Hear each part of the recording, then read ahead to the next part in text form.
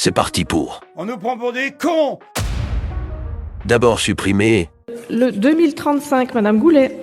Je vous propose de supprimer les avantages des anciens présidents de la République et des anciens premiers ministres, qui dans l'ensemble ne sont pas des grands nécessiteux de la République, qui ont tous un certain nombre de retraites et qui ont tous des postes de consultants. En tous les cas, j'ai vérifié, franchement, personne n'est au resto du cœur. Donc, je vous propose donc une diminution des crédits de 2,8 millions. Les anciens chefs d'État et premiers ministres garderont finalement leurs avantages. Ces gens ne reculent devant rien. Une protection rapprochée, garde du corps ou service de sécurité. Une dotation financière, pension ou indemnité spécifique. Un personnel mis à disposition, secrétaire, assistant. Des avantages matériels, logement de fonction, voiture avec chauffeur et billets de transport gratuits, train, avion, notamment pour les déplacements officiels. C'est ça la vie. Et on vient nous dire à nous de faire des efforts. On nous prend pour des cons! Mais encore, le Premier ministre François Bayrou annonce qu'il va utiliser à plusieurs reprises l'article 49.3 pour faire passer en force les budgets de l'État et de la sécurité sociale, empêchant ainsi aux députés élus lors des dernières législatives de s'exprimer. Ces gens ne reculent devant rien. François Bayrou qui est donc en mode commando. Maintenant, il faut passer sans tarder à l'adoption. Un pays comme le nôtre ne peut pas rester sans budget. Le seul moyen, c'est d'engager la responsabilité du gouvernement. Ce sera fait ce lundi. François Bayrou annonce donc qu'il utilisera demain le 49.3 pour faire adopter le budget et précise qu'il utilisera aussi sans doute d'autres 49.3, notamment pour le projet de loi de financement de la sécurité sociale. Le grand scandale du quinquennat Macron est sous nos yeux.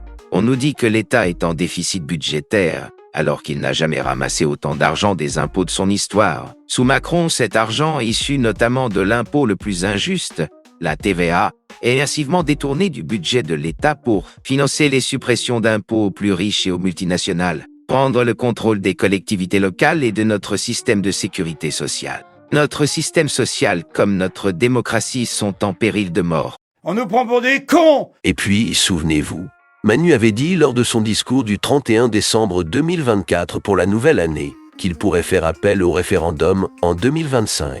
Mais tant de désordres, de déséquilibres sont apparus aussi.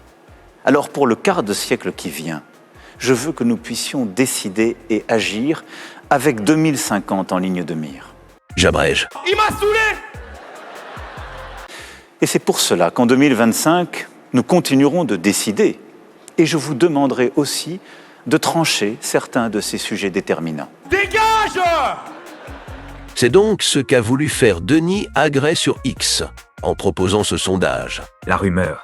Macron veut faire un référendum. Je vous en propose un gratuit et simple, qui est pour la destitution du président de la République par l'article 68 de la Constitution. Merci de voter et de partager. Vous avez 7 jours. J'ai donc voté. Mais bon, Manu n'a pas grand-chose à craindre à mon avis. C'est évident. Écoutez Marine ce 29 janvier dire qu'elle ne veut pas sa destitution. Est-ce que pour vous, ce serait une façon de sortir de la situation ?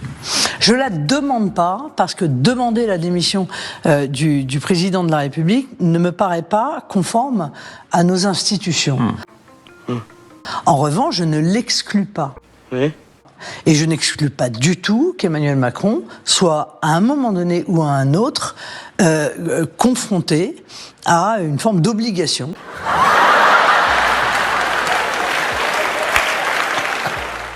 Bon, la dissolution pour l'instant n'est pas possible, le référendum n'a pas de sens. Aujourd'hui, le seul levier possible pour Emmanuel Macron, c'est la démission. Une seconde qu'Emmanuel Macron va dire « je pars ». Pourquoi pas ? Impossible. C'est un peu comme attendre la venue du Père Noël, non ? Vous le connaissez un peu. Non. Ok. Ce qui fait réagir Jean-Luc. Nous ne sommes pas honteux de dire « nous voulons la destitution du président de la République » et dès qu'on a su qu'on était en état de la demander parce qu'on avait gagné la majorité au bureau de l'Assemblée, quick, on a déposé le texte. Eh bien oui, ça passe la commission, ça revient à la conférence des présidents et qui bloque tout ? Madame Le Pen. Non. Ah ah ! Voici l'assurance vie. Voici l'assurance vie du système. C'est écrit en petites lettres, mais ils ont respecté le contrat. Nous sommes là pour vous tirer d'affaire. Mais bon, Ce discours a fait réagir certains dans les commentaires. Guignol. 2017, j'appelle à voter pour Macron pour faire barrage au RN. 2022, j'appelle à voter pour Macron pour faire barrage au RN. 2024, il faut destituer Macron. Il ne respecte pas la démocratie. C'est faux. Mais voilà où nous en sommes. Dans ce pays, nous défendons la démocratie et la République. Ils sont en train de l'abaisser. Voilà la réalité du débat tel qu'il est. Et c'est pourquoi je vous redis que la résolution de destitution du président de la République peut revenir à n'importe quel moment devant l'Assemblée plénière. Il suffit que Mme Le Pen laisse passer ce texte de l'endroit où il se trouve jusqu'à l'Assemblée plénière. Bref, tout ça nous dépasse. On nous prend pour des cons! On arrive presque à la fin de cette vidéo. Voici un tweet de Philippot. L'énorme scandale qui vient. Macron veut à tout prix nommer son copain Richard Ferrand à la tête du Conseil constitutionnel. Copinage total, affaire, soumission pendant le Covid à l'Assemblée nationale, l'enfer. Le Conseil constitutionnel va devenir une instance encore plus haïssable. Et attention, il a fait campagne pour que Macron puisse faire un 3e mandat. Or, à la tête du Conseil constitutionnel, il aura énormément de pouvoir. Il y a encore des députés pour refuser de destituer Macron et de voter la motion de censure, sérieusement? On a une chance, nous, hein. On nous prend pour des cons! Avant de finir, Manu, vu de l'étranger, seul et sans influence, titre The Time, à propos d'Emmanuel Macron, aujourd'hui en difficulté dans son pays. S'il était autrefois une force dominante en Europe, il est, à 2 ans de la fin de son mandat, de plus en plus isolé et impuissant. C'est pas du tout le cas. Je suis lucide.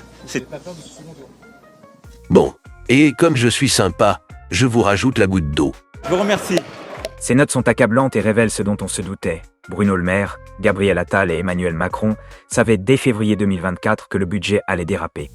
Ils n'ont rien fait et rien annoncé publiquement pour ne pas nuire à leur campagne des élections européennes. C'est un véritable scandale d'État avec une dissimulation pour fausser le vote des Français. On y apprend aussi l'irresponsabilité des ministres macronistes qui avancent en permanence des crédits hors budget ou ne respectent pas les engagements de baisse de dépenses. Les macronistes sont disqualifiés à jamais concernant la gestion des finances publiques. Les chiffres le disaient, leur attitude révélait le montre. C'est pas rien, hein. On nous prend pour des cons! Et vous, que pensez-vous de tout ça? Eh les amis, envie de m'aider? Oui. Vous le pouvez. Mais comment? En finançant cette chaîne via le lien Tipeee ou via le bouton rejoindre. Je sais pas. Et pour ceux qui ne le peuvent pas, vous pouvez aussi m'aider en partageant massivement afin de faire connaître au maximum de personnes mon travail et pouvoir gagner en visibilité. D'accord. Merci à ceux qui m'aident déjà. Votre soutien m'est indispensable. C'est normal. C'est normal. C'est normal. Merci à tous et à bientôt. Il y a une chaîne sur YouTube, tu sais ce que c'est. Zapping du peuple, faut que tu sois prêt. Pour ceux qui disent tout haut ce que les autres pensent tout bas. Avec Nick à la barre, on crie hurrah. Les actus, les news, tout ça sans détour. Avec Nick, on en parle chaque jour. Des vérités brutes, ça fait pas de mal. Zapping du peuple, c'est toujours original.